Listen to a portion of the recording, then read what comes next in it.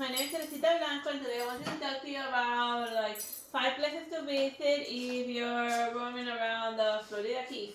The first place that I want, like, I chose them mostly because they're very photogenic places. Just a good place to like take photos and hang out. So the first place I wanted to mention is called the City of the Sea. You kind of drive past it when you're going to the restaurant Oahu, and just as the title says, and they also do a few little animals, but they're not like the biggest highlight. They're like I found more interesting just to like walk around and like do like nature stuff. So it has like a nice greenery, and it's a very good place to photograph orchids. Well, I don't know if they're still there. I mean, when I visited, they had a bunch of orchids, different types, just like hanging in there. Like it's very beautiful place if you're like a big orchid fan. And they also got parrots, but I also saw like crocodiles, just hanging out and doing their thing. And this is basically like obviously they do like little stunts with dolphins, just dolphin doing dolphin, but nothing with like big mammals like killer whales. That's more of a SeaWorld thing. They just have and plus I think that like dolphins are easier to train than killer whales because killer whales have been known to hold a grudge, and obviously they don't talk. Like I saw this documentary about Tilicum and how he murdered like somebody that just like randomly got injured, and then he wore on his back like the kill, and then he was like over like yeah. I totally did not just murder that human because it was fun. But the point exactly is that killer whales have been known to hold a grudge. And more so than Jaws. The Jaws should be a killer whale, just saying.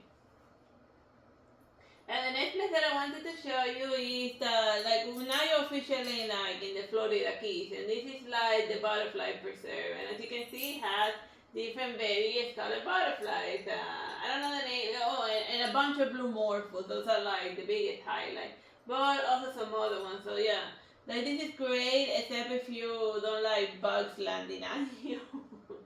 But yeah, but if you're a super bug fan, then this is a good place to visit. And like the entry fee is like very cheap. Well, at least the last time I visited, it was only like $5, which is nothing. And then you get to see a bunch of butterflies for as long as you want, you know. They also have flamingos and other flamingos and other little birds. But yeah, you see all of the nice variety of butterflies that they have in there. Yeah, like 1, 2, 3, 4, 5, and 6. Yeah, and always the blue morpho again. And also if you just wanna like buy random knickknacks, then they also have that. So your typical like craft shop. You got like the fancy little hanging stuff. And you can also buy the butterflies after they keel over. And the next place that you should go like check out is not one place in specific, just walk the entire length of Duval Street. Just a window shop. You don't even gotta like enter. Just a good place for a nice walk. Except during the summer, like oh my god, it gets very hot in Florida in the summer, and the fall, and the winter. Just bring water whenever you go for a walk in like Duval Street. But centrally there's like a bar or like a food place every other step, so you always find places to like drink. And then they always have like various shops, just random pop stuff or also sea stuff related. And also like they saw this cool shop that had like a bunch of weird glassware. And on the outside of this other shop over here, it's just a very nice place to just window shop. Like you don't have just because you don't got a penny to your name doesn't mean that you can't enjoy nice things by just looking at it and taking photos of them. But not down the inside. They'll pull your teeth out if they catch you taking photographs of their stuff. They're gonna get very pissed by it. So everything you saw there, I photographed it like from the outside. Yeah.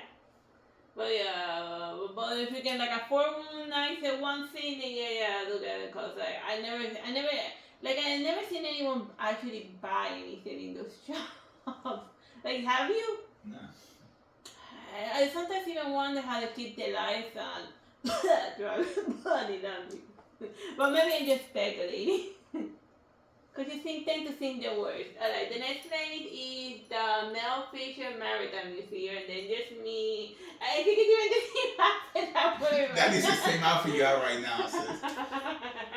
And then over here I am pretending to like, it's something like I go.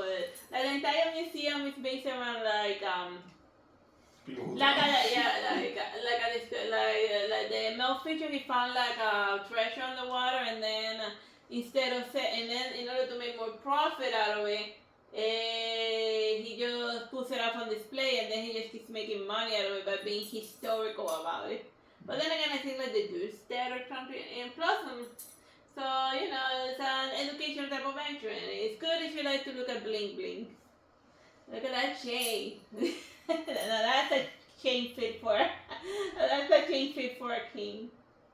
No, this one is specific. Look at that chain, very thick. Like I was there in person, and it's this fat, that golden chain. Also, I tell you the story of how that treasure came to be and all of the research that he did and how everybody thought that he was crazy until he found all of that gold. Okay, and the second floor, that's where the museum gets like more depressed, and it talks about like the October crisis, the nuclear crisis, and here's like a young Cuban immigrant. She didn't take any food or clothing. No. She took both of her dolls, cause that was the most important thing to her. And she had the face of someone who's saying some shit, man. And it wasn't pretty. I know that face. We know that face. Yeah. I just left the Cuban mix of crazy, some crazy shit going on in Cuba. Don't go there. But I'm not gonna go too much into detail because they'll pull my teeth out. Everyone's pulling everyone's teeth out. Whatever. And then there's also some pirates over here. They had like different types of swords that they found on the water. Like this skull is like a curve right here, but I think it just curved on its own because something heavy fell on it. I can almost tell you what it is, like a huge barrel, because you see like the shape of it that bent the sword. You know?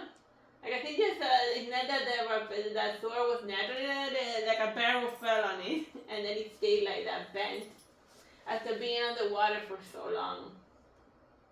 And then tiny little up here. It's a nice pokey sword. It's where you go see your Pirates of the Caribbean swords. And the last place we're mentioning is the Hemingway Museum, and then we had like the pleasure house that he had in Florida. Well, not so much a pleasure at the cat house. Yeah, he was cat. He like when people think of like cat people, they imagine like crazy cat ladies, but no. He was a crazy cat guy, and his house was full of so many cats. And he has a sculpture by Picasso, who also did sculptures, and he was a cat. He was a cat. The Picasso that he wanted was the cat. And then there's his typewriter. And here's his bathroom with a cat over here. That's an actual cat. And that is legit an actual cat, and you can pet it. But I don't know, like some folks who went to the Hemingway Museum like years later, and they told me that the cats are gone. Even the cat houses. I don't know what the hell happened. Oh, and they're also very interesting because all of the cats have like a genetic thing that they have. They have an extra toe. It's 6-finger cats. Yeah, it's very weird. It's a little creepy. Yeah, they're 6-finger cats. And there's me petting a cat. Yeah. That's a nice looking cat. I think I probably know what happened to the cat there.